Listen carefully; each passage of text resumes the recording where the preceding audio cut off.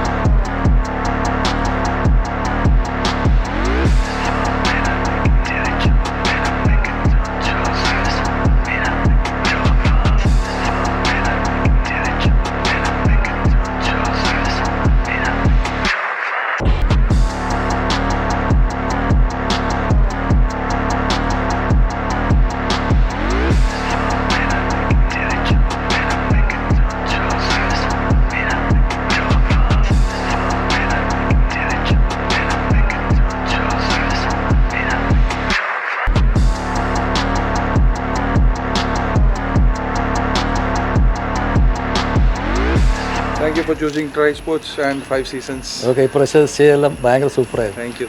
കേട്ടോ, thank you. കാണാം.